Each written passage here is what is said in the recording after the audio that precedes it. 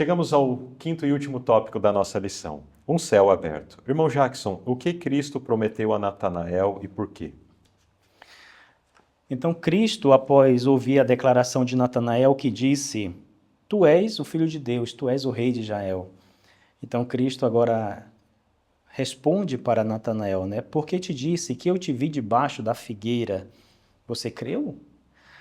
Coisas maiores você verá. Né? Então Jesus prometeu a ele que ele contemplaria coisas maiores, coisas milagres, né? Imagine o que aconteceria dali em diante, né? Milagres extraordinários, pessoas sendo ressuscitadas, trazido ali do meio dos mortos. Milagres fantásticos aconteceram. Mensagens maravilhosas, impactantes. Cristo apresentou ali o Evangelho ao mundo e Natanael teria o privilégio de contemplar, né, de participar do grupo que acompanhava Jesus enquanto ele ministrava esses ensinamentos que perpetuariam por toda a eternidade, né, até o fim dos tempos. E Jesus declarou também que ele veria o céu aberto, né, e os anjos de Deus subindo e descendo sobre o Filho do Homem. Então, aqui nós podemos aprender que essas palavras de Jesus indicavam que Deus e o céu está empenhado na salvação das pessoas. E que Jesus é o elo de ligação. Que toda aquela obscuridade, que todas aquelas trevas, aquela confusão que existe na mente humana, ela se dissipa no momento em que nós encontramos Jesus. No momento em que nós temos esse encontro maravilhoso com Jesus, então nós temos clareza de mente na nossa mente, nós temos o privilégio de ver coisas extraordinárias acontecer ao nosso redor, acontecer na nossa vida, a transformação do nosso coração, a transformação do coração dos nossos filhos, da nossa família. Então, nós precisamos de fato ter essa experiência que Natanael teve, né? E principalmente ver Jesus como sendo o nosso amigo, aquele que é o nosso elo de ligação entre nós e o nosso Pai Celestial, e anjos trabalhando em favor da nossa salvação.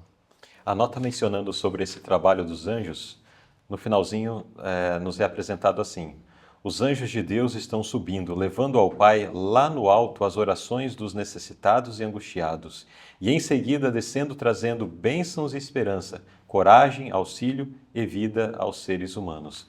Então os anjos estão em intensa atividade, né? Nesse trabalho de auxiliar os seres humanos na sua jornada rumo a Canaã celestial.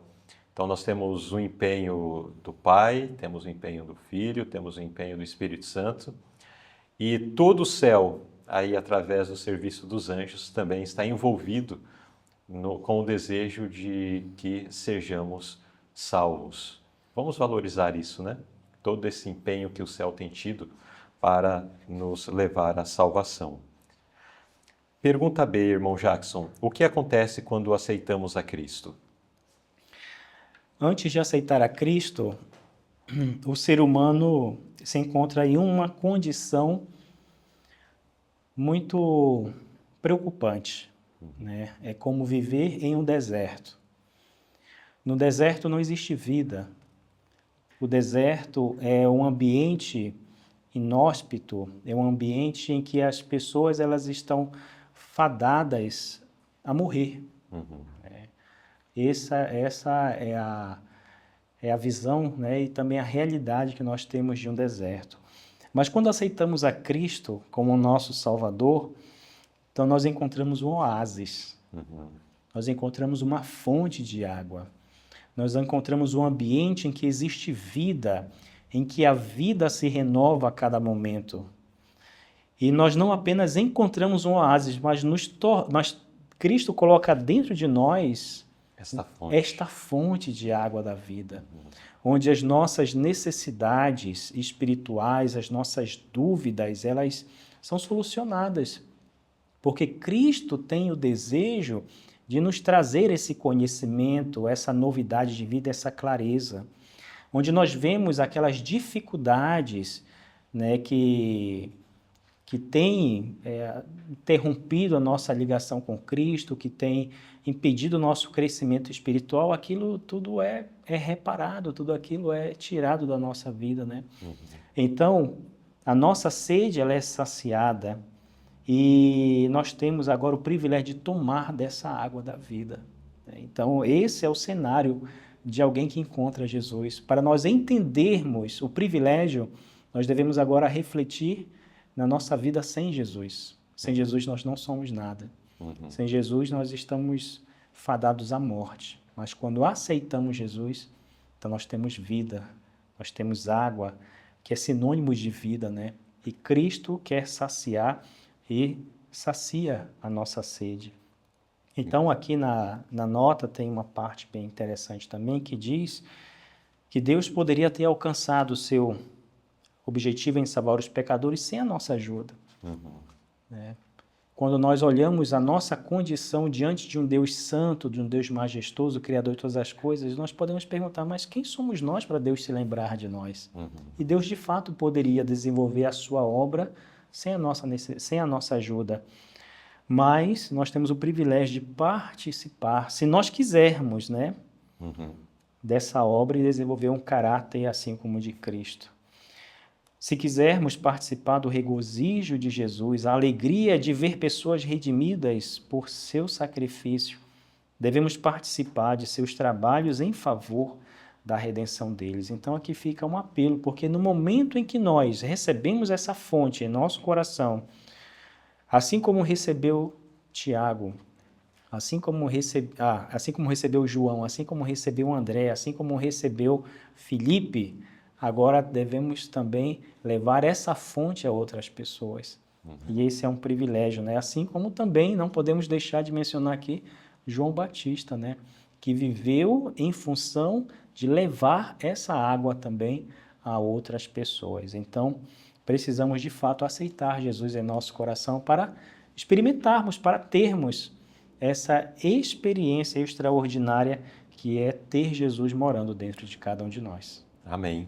Irmão Jackson, lição muito especial, maravilhosa. Qual é o apelo que, além de vários, né, que já tivemos, inclusive essa última fala já é um apelo, mas Sim. Além disso, um apelo geral em relação à lição que nós acabamos de estudar, que o irmão gostaria de deixar ainda com aqueles que estudaram a lição conosco nesse momento? Então, eu gostaria de dizer que se nós olharmos a condição do mundo, da forma como Satanás quer que nós olhemos para o mundo hoje, nós podemos ter a falsa impressão de que o mundo oferece muitas vantagens para o ser humano, né? Uma vida de satisfação própria, uma vida dissoluta, uma vida de prazeres. Mas esse é um quadro que é pintado por Satanás que esconde a realidade. Porque a realidade é que esse mundo não tem nada de bom a nos oferecer. A única coisa boa que nós temos nesse mundo é o privilégio de servir a Cristo aqui nesse mundo.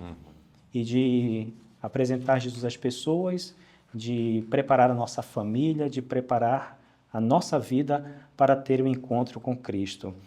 Então, que nós possamos enxergar o privilégio que é servir a Jesus, de entregar o nosso coração a Jesus e termos um coração aberto, abrir, né, a Jesus a porta do nosso coração para que Ele possa entrar em nossa vida e assim também nos preparar para um dia estar com Ele nas mansões celestiais. Esse mundo é um mundo de ilusão e aquilo que é sólido, aquilo que é verdadeiro, só Cristo pode dar. E é uma vida eterna, de alegrias eternas, de saúde eterna, onde não terá mais essas tristezas que nós enfrentamos aqui nesse mundo. Então esse é o apelo que eu faço para todos nós, né, nesse momento em que nós possamos de fato ter essa experiência com Cristo.